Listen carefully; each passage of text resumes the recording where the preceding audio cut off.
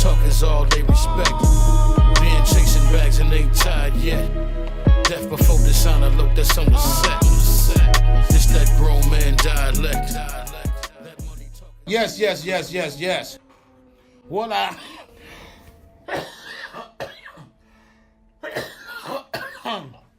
What on, rude boys?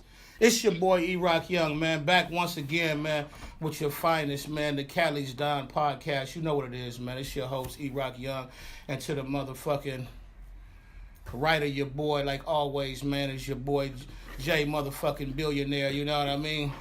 39th finest. What it do today, Jack, baby? Oh, man, you feel me? Man, I need to get some motherfucking rest, man. Yeah, people. we try to stay on schedule. Last time we were supposed to come back. Last week. We didn't get to come back last week because my man had to make a very important trip across state. You know what I mean? Had to go take care of some business real fast. So, you know, hopefully that panned out. How was that NY flight, Young Jay? Oh, man, that was the best experience of my life, man. Best experience. I got to touch down, man. Man, that motherfucker. I got to touch down to the Mecca, baby, one time, man. That motherfucker. I mean? Hey, when you get to Harlem, you feel like you in Harlem right down here, first and foremost. It feels just like that. Like, nigga, I'm in the hood. I got to touch down. And then everything else is like downtown L.A. Right. The rest of the city. The rest of the city look like downtown. Everybody just walking. Just moving around, just walking. There's too many fat people out there, bro. No disrespect to the overweight people.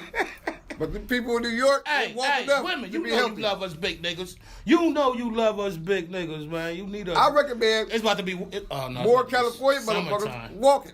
Because they walk out there and all their bodies is tall, man. No. I was amazed. That don't mean it's a whole lot of them lazy motherfuckers sitting in the house you just didn't see. Nigga. Well, that's good. That means New York is real smart. Keep the lazy motherfuckers in. Keep the hustlers running the streets like they had. But yeah, I got to touch down out there one time, man. That's you know what I mean? I always wanted to just go out there and just get that ain't got nothing to do with the hood connection and none of that though. Just the Mecca, Harlem, New York, you know, just nigga black renaissance back in the old days, you know what I mean? Niggas going against the gangsters, you know what I mean? The last black gangsters, you know what I mean? Running things in the city. Hey, I tell you this, when you walking through Harlem, you feel history.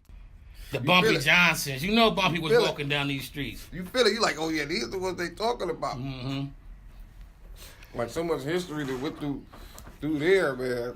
Yeah, but when you was gone, there was a lot going on. You know what I mean? There was a lot going on. They still was, excuse me, people. Another smoke break. You know, it's always smoke coughs. Another topic, like we was let off from last week when they was talking about Kerry Layton and the guy who got shot with Nipsey. Oh yeah, they released him. Yeah, they released him finally, and due to the lawyer. Even though I had her name flashing last time on the last video. I'm horrible with names. We're not going to never blame it on the weed. Hush. Mum's the word. No more bad publicity on the weed. I just forgot. I'm about to try to remember. I think her name was Lauren Santiago or something like that. I was close to that. The third time you're going to get it for sure. Oh, for sure. Especially if this topic keep being in the news and I have to keep bringing her name up, then I'm going to have to. But I love this topic because it brings a light to what's going on in prison and how inmates have to go through the thing. And I talked about it. I said, this is how the way they operate, they protocol, and this is the way they do it. But he's bringing light to the other part. Like, why y'all really doing this to us, though? For no reason at all. Yeah. Well, yeah. It still blow my mind, the whole... Yeah, the whole... You can't, you know what I mean? The irony of, you know what I mean, getting shot and going to jail and the whole nine. But when you really think about it, though, this man's whole life was changed, though, in that few seconds of time right there. That quick second of time to come change my shirt and go on and thinking I'm going to go on with the rest of my day. And just your life just changed completely. You know what I mean? Now nigga in a wheelchair. You know what I mean? They gotta try to move around and can't really move around like he want to, and gotta worry about how you gonna take care of you. You gotta worry about that, how you gonna take care of yourself as soon as you get out anyway. But throw in the fact that now you gotta figure out how you gonna take care of yourself, and you're in a wheelchair now, and you got a disability now that you didn't have prior to you getting out. Not to mention, you've been locked up for 26 years. That's a mental mind fuck in itself. So you got the fact that he's been locked up for 25 years, get out, get shot, get through back in jail, get released, but now you injured and you can barely stand up. Yeah, exactly. When a lifer get a violation, you looking at life. Yeah, you looking at life again. You got to go through that whole process again. Exactly. You know, I was in there with dudes that did that. Matter of fact, old boy from A-Trade Gangster with the riot. We gonna get his name, football or something. Not the monster. Not the kid that was in the long story OJ thing short, with the brick shit. Yeah, but he went through that with Parole, bro. And he's breaking it down to me in the day room, like, youngster, like it ain't easy. Like, I'm in here for, I think he was in there for probably like a burner or something, you know, something. What, you know what I'm saying? It was in his house, and you know he just home, and he went on parole, so he got to go down for it. But he telling me like, I gotta go back to board again. They can keep me in here life all over again because they found a burner in my house that ain't mine. And that's it. That's a cold concept. You know what I mean? I know it. You got to have checks and balance. You got to have guys out and put guys on parole, and you got to have them being checked out. But I mean, some of the checks and balances it just don't weigh out to me. You know what I mean? Like you got cash. Now let me break it down for you on this right here, right? We both felons, right? We both felons. We both know what it's like if we ain't bosses and trying to make our own money and trying to, you know what I mean, make our own moves. If you have to go into corporate America or, you know what I mean, or what we quote unquote call the real world and try to get a gig with these same felonies, it's like, okay, I did my crime. I got cracked. I obviously wasn't that good at whatever that crime was, because when you get cracked, that means you wasn't that good. You know what I mean? At whatever it is you were. If you were a robber and you went to jail for bank robbery, that means you were a failed bank robber. If you sold dope and you got cracked for selling dope, that means you were a failed dope dealer. You know what I mean? So whatever it was, I mean, but I go do my time. You said I got 10 years? I got 10 years. Okay, I did the crime. I got my 10 years. I get out now. Now you still want to hook me on parole now, another 2-3 years or so on parole. They want to make sure the mentality kept you coming home right. Because you in there with fucked up. They put you in a fucked up situation. So they expect you to come out fucked up. You think they got to try to money? Oh, definitely. You know how many people come home fucked up from that, bro? Because a lot of them be in the hole for like 6, 7, 8 months prior to getting out. It don't even take the hole. It just take in order to survive in that motherfucker. Oh, definitely. Mentality and then you come here on the streets with that same mentality. Like, these people can't adapt to that. They don't know them laws. Like, you know what I'm saying? You live by the sword, you die by the shit in there is real serious. Like back in the days where, you know, in the Old Testament or something. Like, you know what I'm saying? It's like barbaric in jail, bro. You know what I'm saying? And then you hit the streets and you're dealing with society when people are bumping to you and not say excuse me. In there, that's a major disrespect. Like, you know what I'm saying? So it's a lot of shit that disrespect, especially on level 4. The lower you come down, the more petty it get. You know what I'm saying? And the more strict the police get with their pettiness and on trying things on you. See how much, because you're so close to the house, so they try shit to you to take you off to see if you're gonna fuck your date off. Definitely. You know what I'm saying? So. But my whole thing is the double-edged sword of that. Now, if you charge me with a crime, I did my crime, I did my time, and now I'm home now. I shouldn't still be charged because whether you saying it or not, you're being charged still with that felony. Although I did my time, I completed parole, but that felony in itself is a leash on my neck that it might as well be a tattoo on my forehead that say "fuck me." Oh, you're a second-class citizen now. Basically, you might as well have a tattoo on your forehead. You're classified as a second-class citizen. So in the race, you know what I'm saying? It's like a game. It's like a game you playing. You know what I'm saying?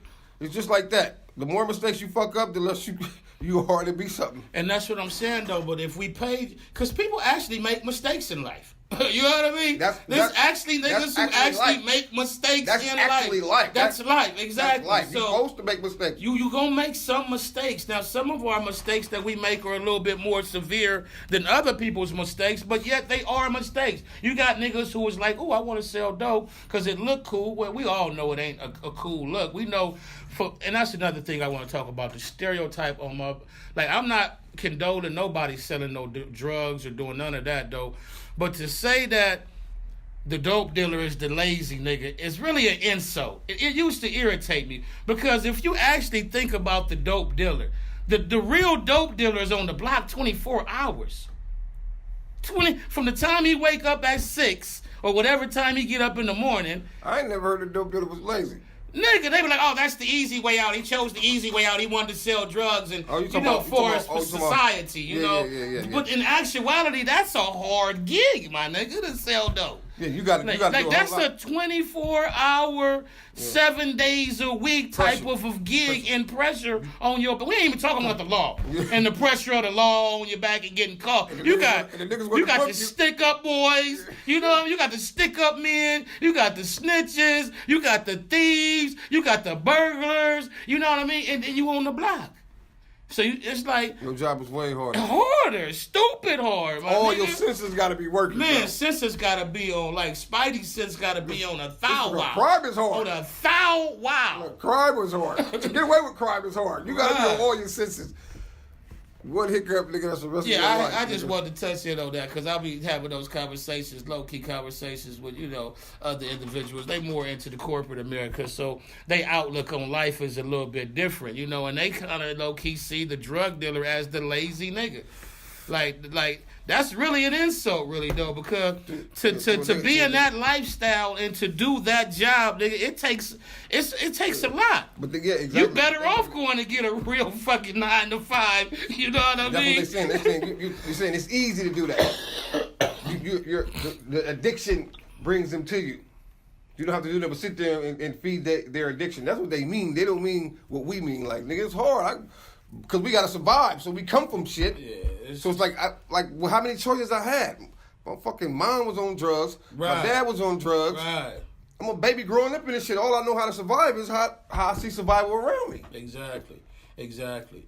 And back to we didn't want to jump off topic, but we jumps around here, right? We intellectuals around here. We can have 4 and 5 conversations about 2 or 3 things at the same time sometimes. You know what I mean? Yeah.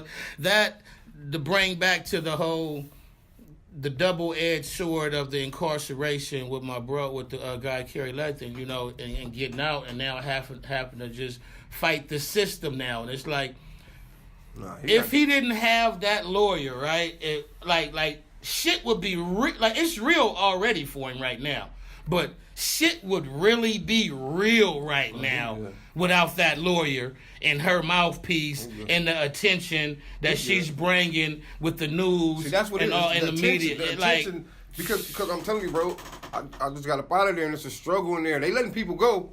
Laws is changing and it's good for our brothers coming home. But at the same time, it's a lot of stuff that they still ain't giving them. You know what I'm saying? A lot of stuff. Like if you got 3 strikes, like all them laws that just passed is good for a person that ain't got 3 strikes.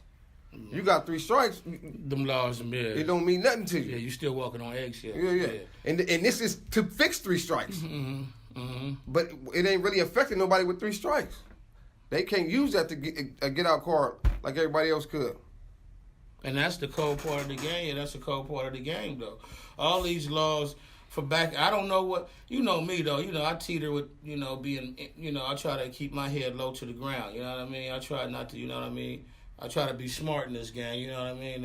I try to be smart in this game and pay attention to what's going around and make sure that I stay on the backside of what the fuck ever is going on. But I'm always wise of what's going on. So when I'm seeing not only cats like him getting out, it's a lot of cats getting out, like cats like yourself. You know what I mean? It's a lot of good dudes coming home. It's a lot of cats they're giving them a chance. I can't say they're not. They're giving them a chance. But they giving them a chance. But a lot of these cats that they giving these chances to, well, they get themselves a chance. I'll take that back. Years, they changed the law, and by them finding themselves in there. They gave themselves a chance, so this law passed, and it was okay, you've been getting to work. Right, it would apply you already structured your life on how you wanted to live, and you just was living that way, and this law passed, and the public, and that people that live that way, them the ones that's coming home, bro. Yeah, they let them out. Like exactly. It's like they lifestyle. This is my lifestyle. This is how I act on the regular. So when they go on the board, they see that, they let them go. They're like, you've been doing this for the last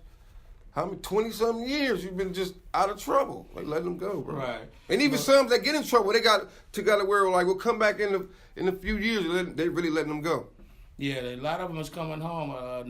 They letting another. I got some big homies. Yeah, a couple of big homies got out. I don't want to say nobody's names though, but a few of the big homies got out though, and I had the pleasure of running into a couple of them though, and it's a blessing. And it was always an honor and a blessing though, just because to be able to know that I was probably like 14 or 15 back then when they went in, and for when them to get out and still look at a grown cat as myself now, be like, nigga, yeah, I remember you. That's an honorable thing for a nigga to still remember you 20-something, 6+ years later from when you was a young buck running around. And like, nah, they ain't never coming home, because when you hear somebody got life, it wasn't no life. You like, nigga, done. Life? And they're here, bro. Life, and that's another thing. The Kerry Layton guy, he gonna have to walk a real, because now the spotlight is on him.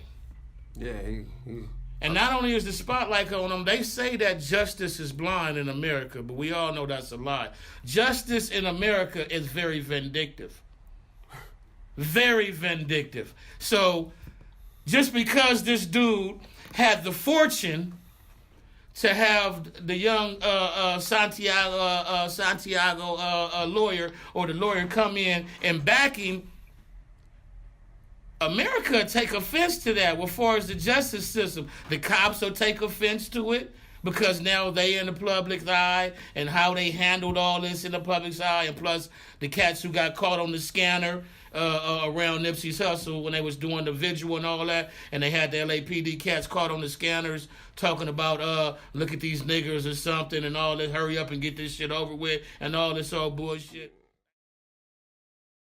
See, it used to be I could restrain myself, but nowadays I can't restrain myself.